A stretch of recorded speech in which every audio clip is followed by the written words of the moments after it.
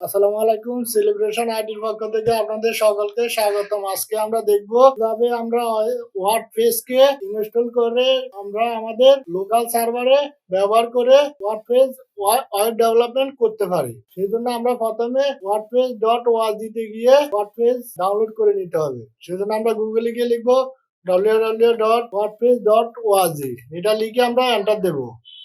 Enter দেওয়ার পরে আমাদের সামনে এরকম একটা ইন্টারফেস আসবে।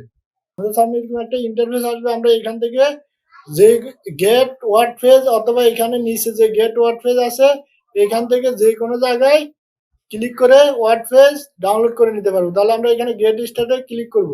ক্লিক করার পরে আমাদের সামনে ওয়ার্ডপ্রেসের ভার্সনটা শো করবে। সেখানে আমাদেরকে দেখাবে ডাউনলোড ওয়ার্ডপ্রেস 6.2.2।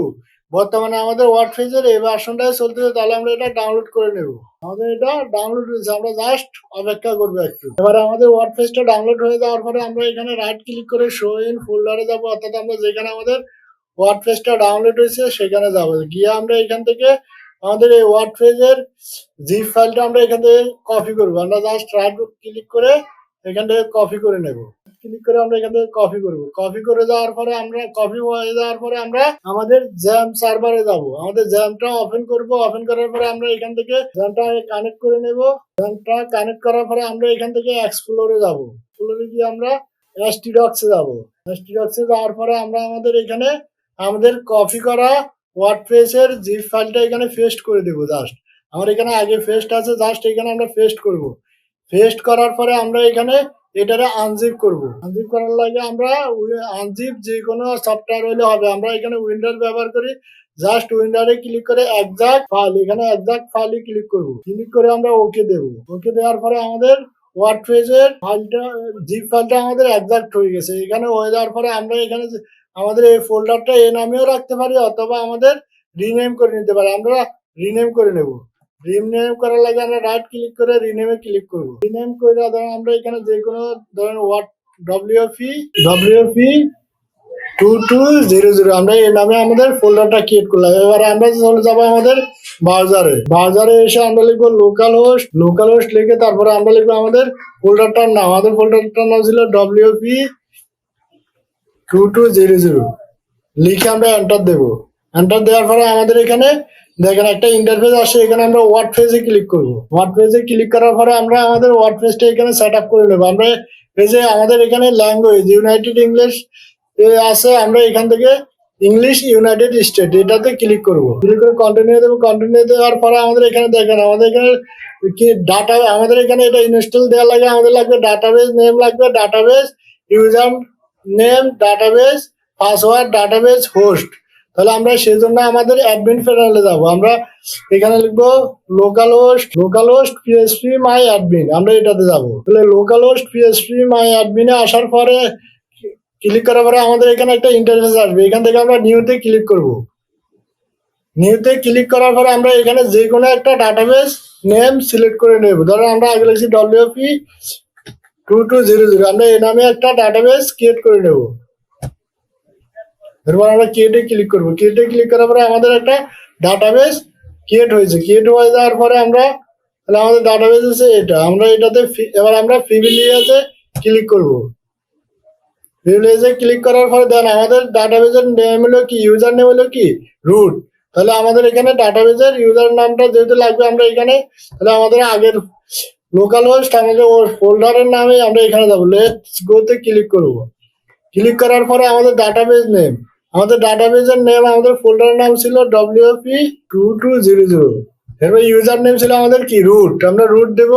পাসওয়ার্ড আমরা ধরেন আমরা পাসওয়ার্ড এখন দেবো না, আমরা পাসওয়ার্ড পরবর্তীতে দেবো।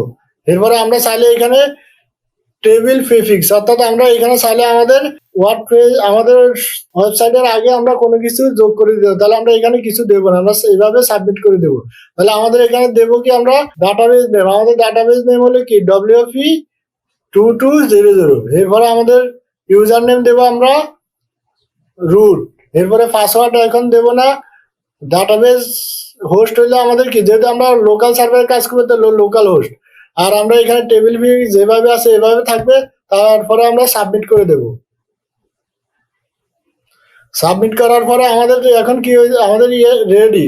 আমাদের ওয়ার্ডপ্রেসটা রেডি। আমরা জাস্ট রান দ্য ইনস্টলে ক্লিক করব। ক্লিক করার পরে দেখেন আমাদের এই সামনে একটা ইন্টারফেস আসছে। এখানে আমাদের টাইটেল, আমরা এখানে চাইলে আমাদের ওয়েবসাইটের নাম দিয়ে দিতে পারবো, অথবা আমরা পরবর্তীতে দিতে পারবো। টাইটেলটা এখন নীল রেখে আমরা ধরো আমাদের টাইটেল নাম আমাদের দিয়ে দিলাম সেলিব্রেশন আইটি।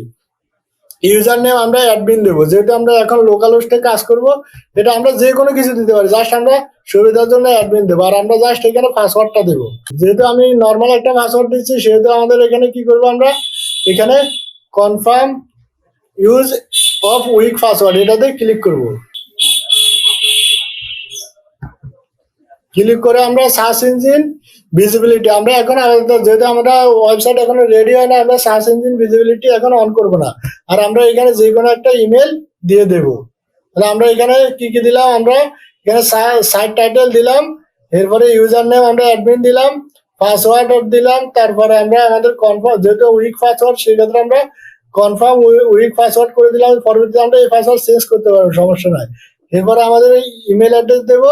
আর আমরা এখন সার্চ ইঞ্জিন ভিজিবিলিটি এখন অন করব না, এখন এইভাবে যেভাবে আছে এভাবে থাকবে। এখন আমরা ইনস্টল ওয়ার্ডপ্রেস, তাহলে আমরা ওয়ার্ডপ্রেসটা ইনস্টল করে নেব।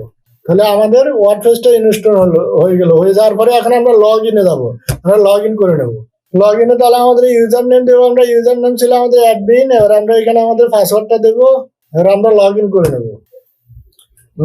লগ ইন করার পরে আমাদের সামনে আমাদের ওয়ার্ডপ্রেসের ইন্টারফেসটা চলে আসে। তাহলে আমরা আজকে দেখলাম কিভাবে আমরা আমাদের লোকাল সার্ভারে ওয়ার্ডপ্রেস ডাউনলোড করে ইনস্টল করে নিতে হয়, সেটা আমরা দেখলাম। তাহলে আমরা আজকে দেখলাম কিভাবে আমাদের লোকাল সার্ভারে ওয়ার্ডপ্রেস ইনস্টল করে সেট আপ করে নিতে হয়, সেটা আমরা দেখলাম। পরবর্তীতে আমরা দেখবো কিভাবে আমাদের এখানে যে মেনুগুলো আছে এগুলার কাজ করতে হয়। প্রত্যেকটা জিনিস আমরা আলাদা আলাদা ভাবে বিস্তারিত আলোচনা করব, এবং ভবিষ্যতে আমরা ওয়ার্ডপ্রেস দিয়ে কিভাবে ওয়েবসাইট বানাতে সেগুলা বিস্তারিত স্টেপ বাই স্টেপ দেখবো। সুতরাং সবাই আমাদের সাথে থাকবেন, আমাদের চ্যানেলটি অবশ্যই সাবস্ক্রাইব করে রাখবেন। ধন্যবাদ, আল্লাহ হাফেজ।